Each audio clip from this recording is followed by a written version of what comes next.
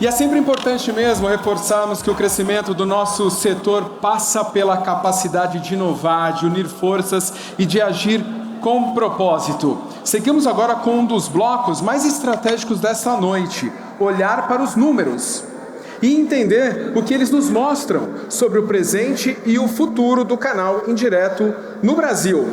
É hora da apresentação oficial do ranking Abad Nielsen IQ.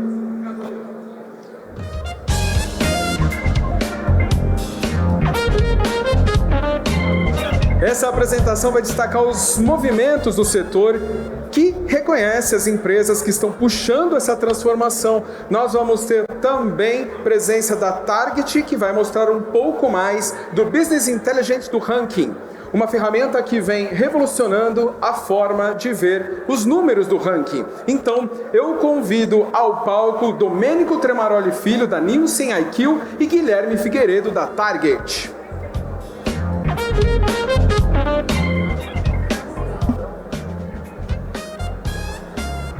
Muito obrigado mais uma vez pela recepção. O palco é todo seu, Domênico. Muito obrigado. Boa noite, pessoal. Queria, antes de começar a apresentação do ranking para vocês, mais uma vez agradecer ao Léo, ao Abad, toda a equipe Abad, por um grande evento como esse. Acho que foi sensacional o evento, encontrar amigos do setor, amigos do mercado aqui, poder ter conversas de negócio. Acho que é um evento cada vez mais relevante, né, para o que a gente vem fazendo e para o desenvolvimento do canal. Vamos lá, queria trazer para vocês algumas informações sobre o ranking.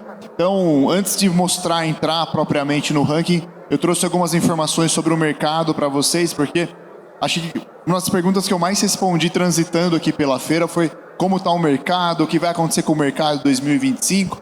Então, eu preparei aqui 2, 3 telas para entrar nessa visão. Então, basicamente, o que a gente tem visto nesse início de 2025 é um ano de desafios intensificados, né? Então, o que nós já víamos em 2024 com o aumento da inflação é um cenário intensificando em 2025, com o IPCA chegando a 5,53, mais uma inflação de alimentos chegando já a quase a 8%, colocando muita pressão no bolso do consumidor, que enfrenta também uma taxa de juros e uma oscilação muito grande do dólar em função de diversos fatores, inclusive os fatores geopolíticos, que tendem agora a se intensificar, dados os fatos recentes aí de uma possível guerra, iminente guerra ali entre Irã e Israel.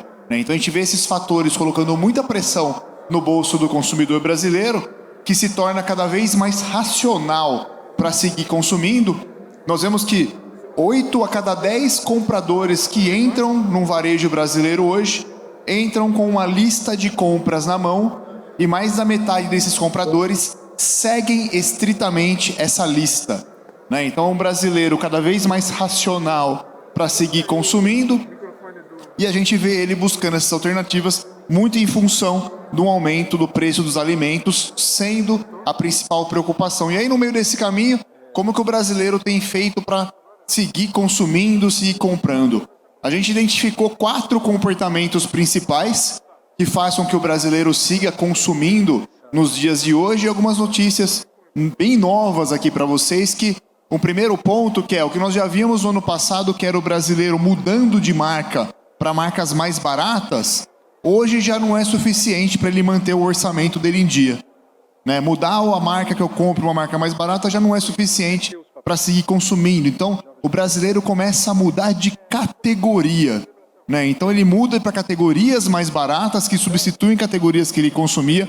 Vou trazer alguns exemplos para vocês no slide seguinte, mas a gente vê ele seguindo busca por opções de custo-benefício, esse movimento se intensificando, escolher marcas que conseguem trabalhar muito bem com estratégias de preço e promoção, e por final também ele recorre a canais de preço para ele seguir equilibrando esses gastos, né?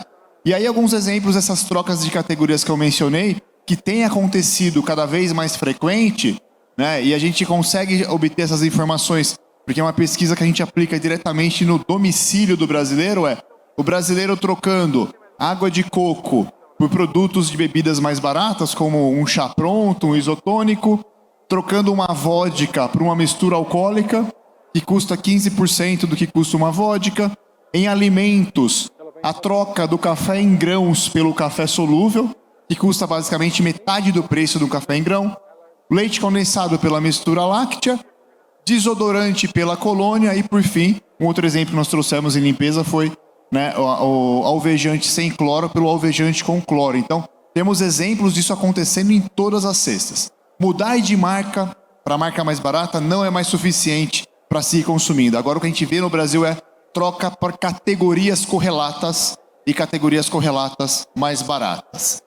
E aí eu entro já no retrato do canal Atacadista Distribuidor, mostrando para vocês que enquanto o varejo brasileiro em 2024 apresentou um crescimento de 7,4%, quando a gente olha o setor atacadista, nós vemos um crescimento mais intenso, chegando a 9,8%, o que faz com que a importância do setor para o mercado brasileiro alcance um dos maiores picos que nós já alcançamos na série histórica, que foi ali em 2016, né, representando 53,6%, agora a gente bateu 53,7%, ou seja, um crescimento bastante importante e um alcance de um patamar bem importante para o setor.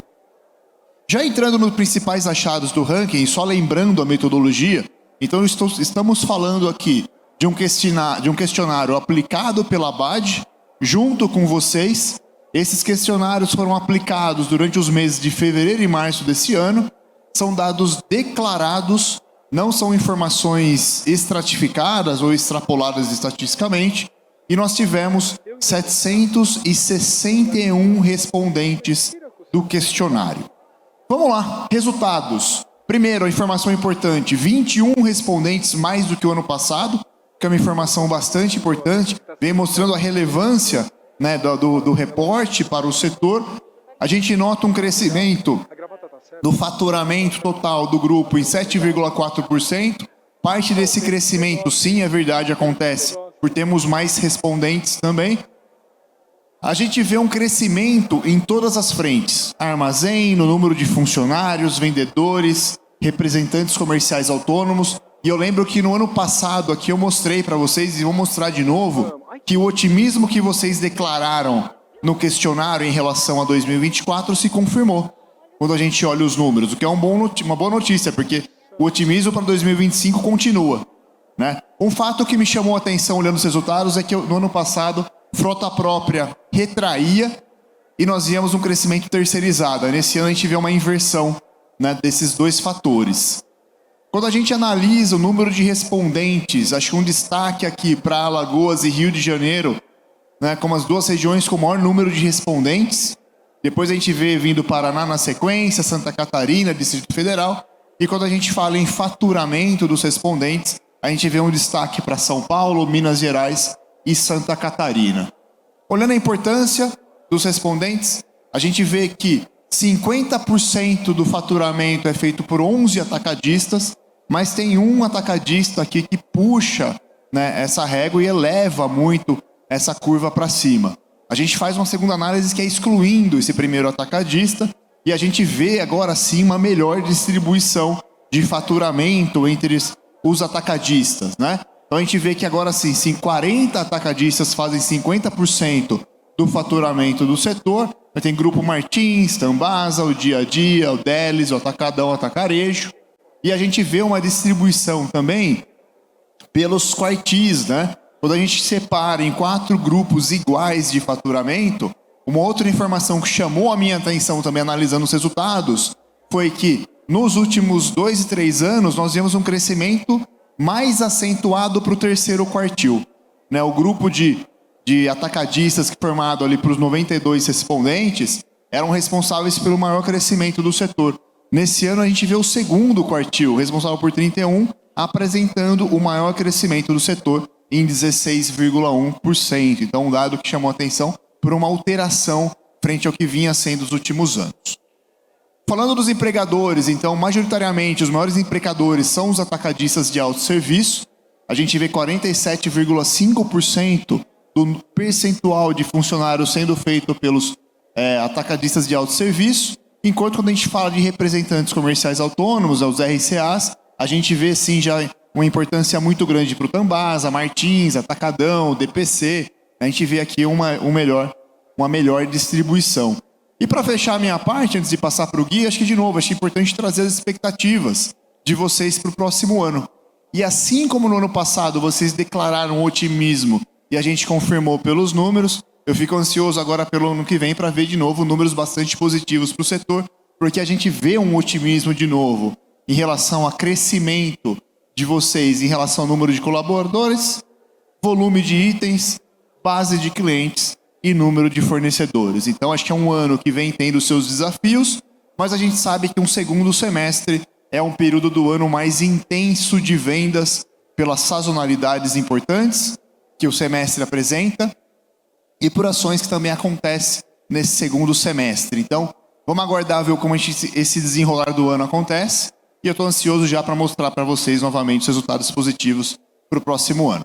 Pessoal, obrigado. A gente encerra aqui essa primeira parte e eu passo agora para o Gui para trazer também um conteúdo bastante relevante sobre como vocês podem acessar essas informações também de uma forma bastante rica. Gui, deixo contigo. Valeu, Dom.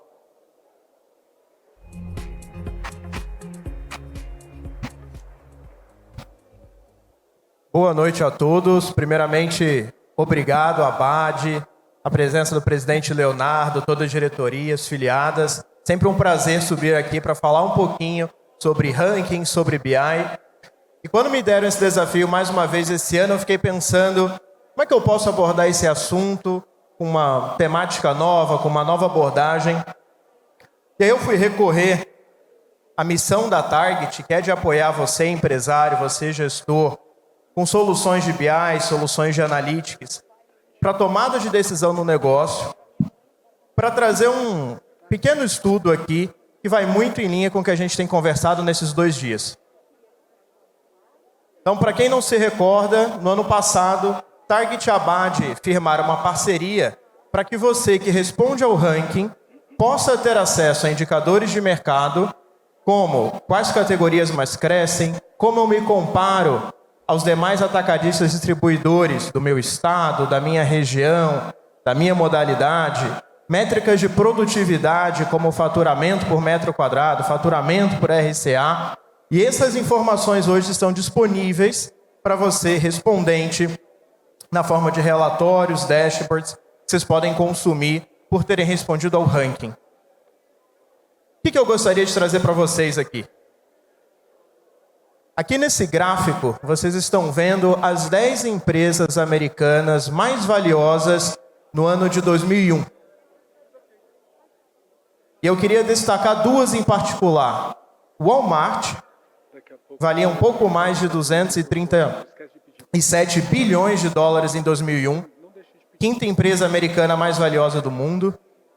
Seguida pela Microsoft, em 6º lugar, avaliada em pouco mais de 230 bilhões de dólares.